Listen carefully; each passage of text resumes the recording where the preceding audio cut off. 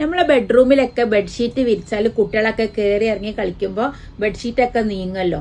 അപ്പൊ അതിനേക്കാളും നീങ്ങാണ്ട് നിൽക്കാൻ ഫിറ്റഡ് ബെഡ്ഷീറ്റാണ് ഏറ്റവും നല്ലത്. അപ്പൊ ഫിറ്റഡ് ബെഡ്ഷീറ്റിന്റെ കുറച്ച് കളക്ഷൻ നമുക്ക് വന്നിക്കണം, അതൊക്കെ ഒന്ന് കാണാം.